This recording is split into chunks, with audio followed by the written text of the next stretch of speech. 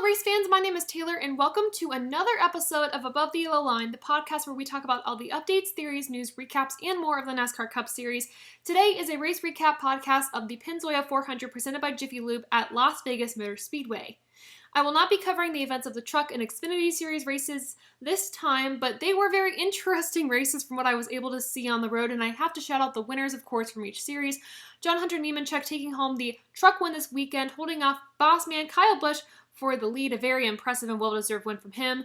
And again, interesting events coming from the Xfinity side of things. AJ Allmendinger taking home the win there, a very emotional win, also leading a great race. So congrats to those two gentlemen for winning great and interesting races. But now on to the Cup Series. I usually go through the whole race step by step, but I want to try something a bit different today with the format. I'm going to start by giving the lineup for this race and then go directly into stage winners and race results. Then I want to introduce a new segment called Down the Line, where I break down my top 5 to 10 moments from this race, from drivers to watch during the race to crazy incidents and beyond, given the context of how the teams placed this evening, or I guess Sunday.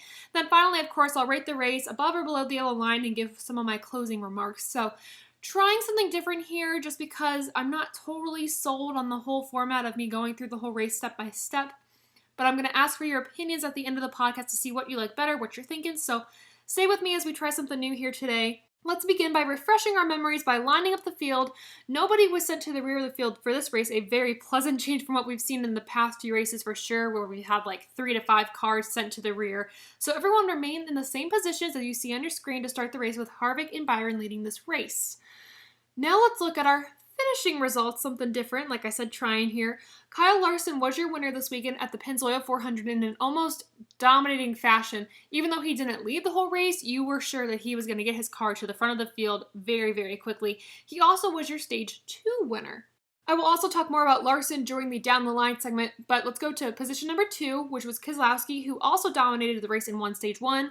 The other driver who gave Larson kind of a run for his money, but didn't have enough to get to him in the end, as Larson won with, I think, an over 3-second lead. So those two drivers were your dominant ones for Sunday. But then we have to look at everyone else and how they all stacked up. The top 10 at the end of this race is a bit of a mixed bag between those who dominated the whole day and those who came to life when it mattered most. I'm looking at the JGR guys in particular that really came to life in the last half of the race, with there being Kyle Busch finishing in 3rd, his best finish so far of the season, being a previous 10th place finish last weekend.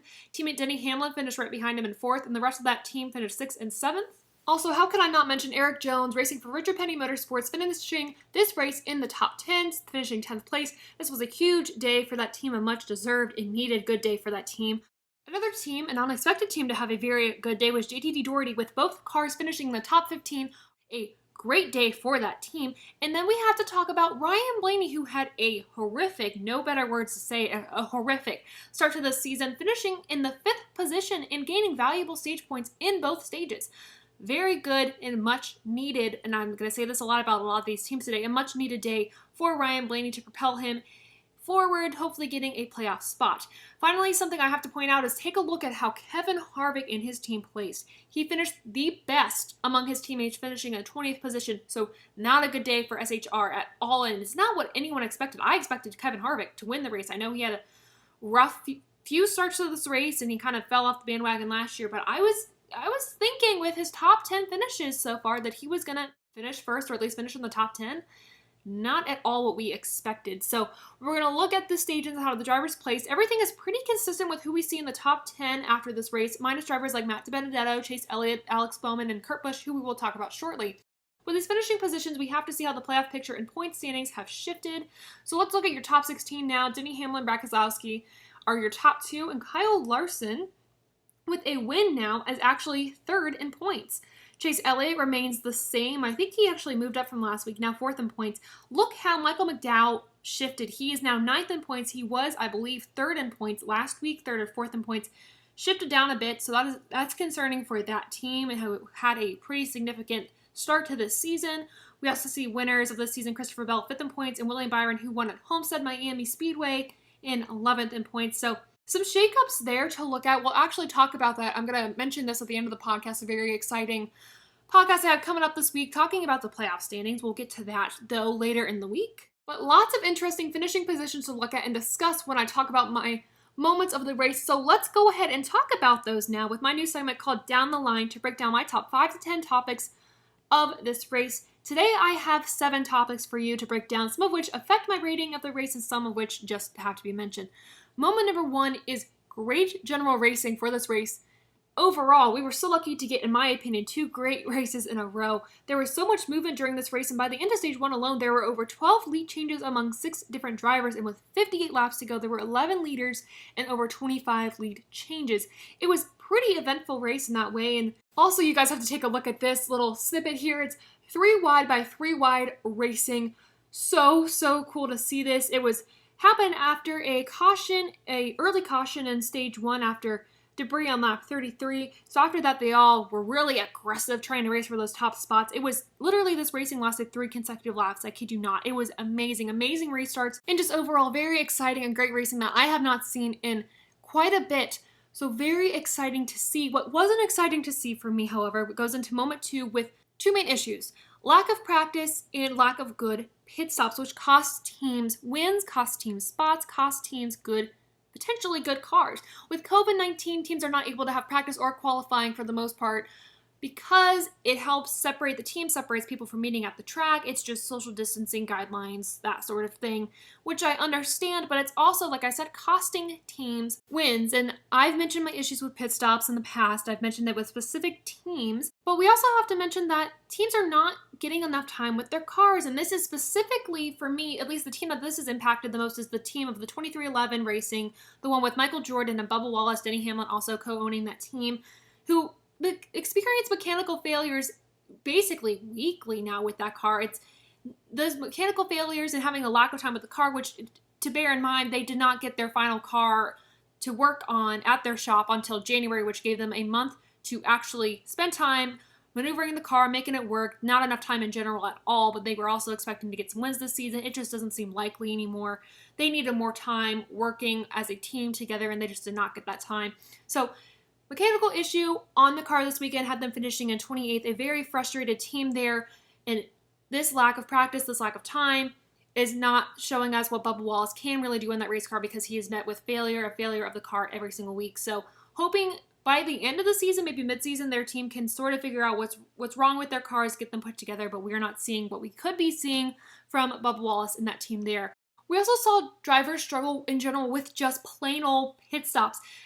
And in particular, the number 24, William Byron, who consistently spun his wheels from the first pit stall, slowing down his pit time due to the slick pit lane there with all the oils and whatever coming from the cars. And practice in that spot probably would have helped him.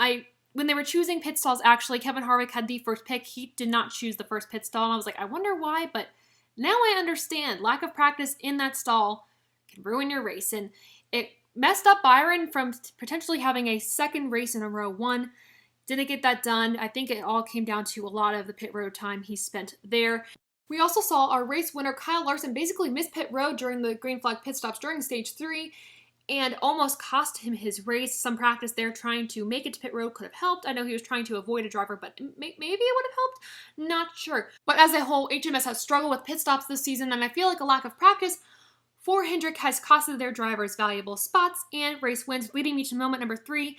Talking about Chase Elliott. Chase Elliott had a solid start to this race, leading a lot of stage 1, and at this point in the season, he is the only driver to have led laps in every single race.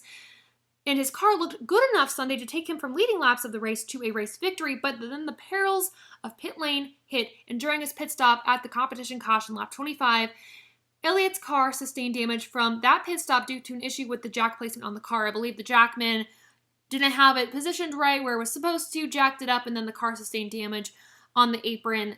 Not good. And from there on, Chase Elliott struggled to make his way back into the top spots, even into the top 5. He did make his way back into the top 10, but then a disastrous spin occurred near the end of the race, delaying his chance for a decent finish. Take a look at this spin here.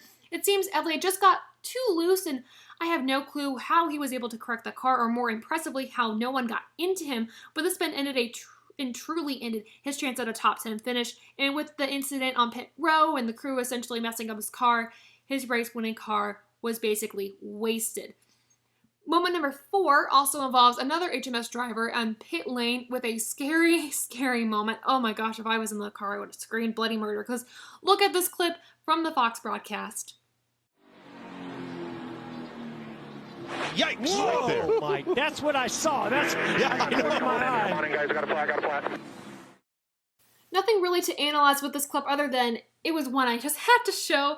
Bowman got a flat tire and went to pit with 15 to go after he was racing in the top 10, and I really hate to see it for this team who has strong runs and had strong runs at this track last season. This was a scary moment on the track and one I just had to put in the moments here. And with this incident and trying to avoid Anthony Alfredo, or Fast Pasta, a nickname that he truly lived up to here, trying to bolt past Alex Bowman, Alex was given a commitment line violation and had to serve a penalty, leaving him to finish the race in 27th after a very good day up until those moments. That Hendrick team with the pit road fiascos, it cost every single one of them a spot in this race, in a spot on the track. Even Larson had issues on pit road, like I mentioned. But issues aside, let's take a break from the Hendrick Motorsports guys and their pit road issues, and let's go down the line to moment number 5, talking about what a powerhouse some of these teams were today. Martin Truex Jr., as I mentioned a few podcasts ago, commented about how he thinks the top teams in the end will come back to dominate, and he was absolutely accurate. The big boys are back in town. The top team point leaders and the top teams in NASCAR right now are Joe Gibbs Racing, Hendrick, and Penske, and these teams showed up strong today. Each team had a driver in the top 10 during all points of this race, and there is an emphasis on drivers, something we haven't seen in a long time. I mentioned with the Chevys last podcast, I was like, I don't think they're going to come out to play this race. I don't think they're going to do well. Count on the Ford winning. I was so wrong. It was sad. The Chevys did so well today as a whole. All the teams did well as a whole today. Hendrick Motorsports had all their drivers in the top 10 at some point today and had 3 of their 4 drivers, minus Elliott for most of the race because, like I mentioned, the incident, in the top 10 or top 5. And I have to say with Hendrick Motorsports, I think, and I hope, and I think we are starting to see a resurgence with them. They are very strong this year out of the gate. If they can figure out pit stops, they seem unstoppable. Moving to Joe Gibbs Racing, who had a slow start to this race but came to life in the second half of this race as we discussed, them all finishing inside the top 10. Impressive by that team. And let's talk about Team Penske, who had a great day as well, all finishing in the top 10 after a rough few weeks, especially Ryan Blaney, who, as I discussed, collected points in all stages. They ran up front consistently all day.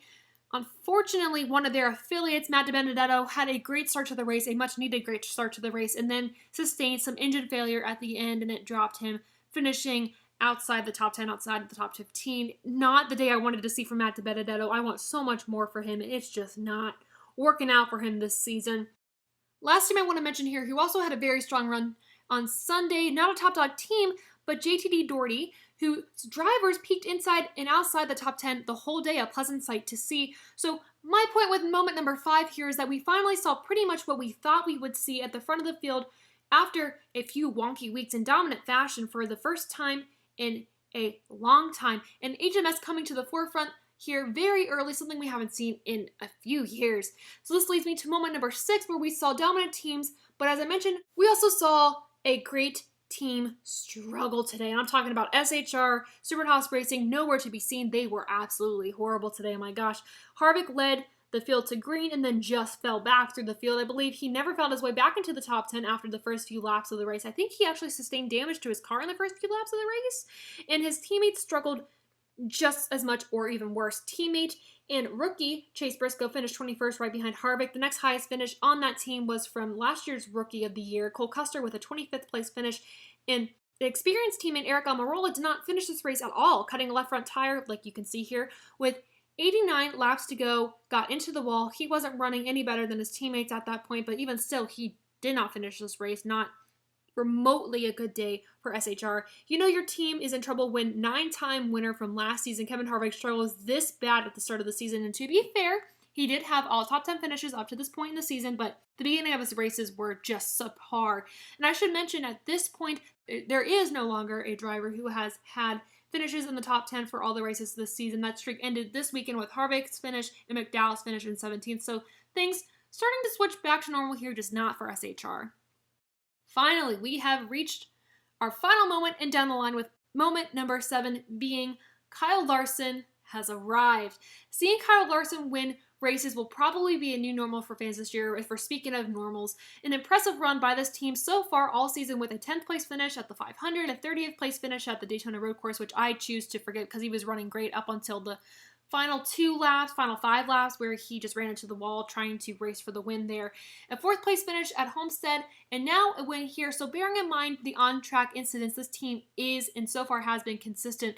The road course at 500 are hard averaging points, but we would know Larson is a great consistent racer. So his talent is not a question. It was just a matter of when he'll win with this new team and with the new equipment. The new team being Jimmie Johnson's old team after Chad Knaus moved over to Chief William Byron for the remainder of Jimmie Johnson's career. This is the first win for that team since 2017 after Jimmie Johnson's last NASCAR career win. And Larson's first win with Hendrick Motorsports, obviously with just 4 starts with this team, the quickest win in Hendrick Motorsports history after joining the organization. Very impressive. They seem to be clicking on all cylinders, even though with the pandemic, they've barely had any time together. I love seeing the sportsmanship, too, with this win, with Brad Keselowski running to the start-finish line to congratulate Kyle Larson after they raced, battling for the lead. It was also great to see Bubba Wallace take some time in victory lane to congratulate Larson and show some support for him. Even the retired 7-time champion Jimmie Johnson congratulated his old team and Larson on Twitter. Lots of drivers showed their support towards Larson for this win, in one of many this season, I presume, and I'm not predicting because he is just that good. Moving over from Chip Ganassi Racing with just okay equipment, not the best, not top-notch equipment, to top-notch equipment. He has always had the talent, and now he has the equipment, so every driver in this field should be very scared of him this year, with hopes for grabbing that title. So those were my 7 moments of the race going down the line. Now with these 7 moments, let's rank this race to see if it falls above or below the yellow line.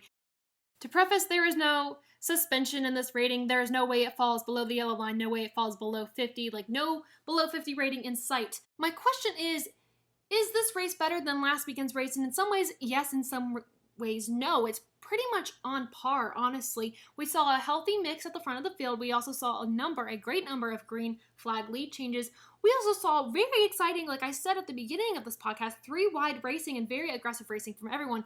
Lots of drivers that needed good days did, and even if they didn't have a good day at the end, they had at least a solid enough day, gaining some valuable stage points.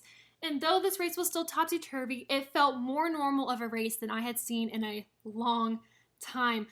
However, I gotta mention a flaw. The flaw of this race for me is in no means anyone's fault. It's just how the race finished. The race seemed to settle with 60 laps to go, taking away a lot of the excitement. So for these reasons, this race is just like 1 point worse. And I say worse, meaning it wasn't like worse, but 1 point off from last weekend's race. And I gave last weekend's race rating a 90%. So I have to give this one an 89%, a very weird number, but I think if you could mash together the racing we saw in stages 1 and 2 and combine it with a very exciting finish for the lead at the end in the last few laps, this race could have easily been like a 95 to 100% race. But given what I saw, gotta go with an 89%, a very odd number, but a truthful one. Speaking of ratings, let me know in the comments below what you thought of this race and what you would have ranked it. And with that, I have to thank you all so much for watching another episode of Above the Yellow Line, the show where we talk about all the updates, theories, news, recaps, and more of the NASCAR Cup Series. Let me know how you like this new format that I'm trying out, and as well, and what you would like to see for these post-race podcasts. If you want a different format, if I should try something different, I am open to anything. Please let me know.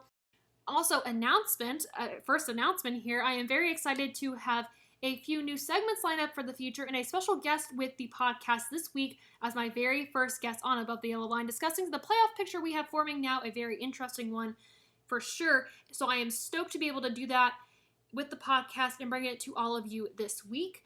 So make sure you subscribe to this channel for more NASCAR content, and thank you so much for watching again, and until next time, I'll see ya.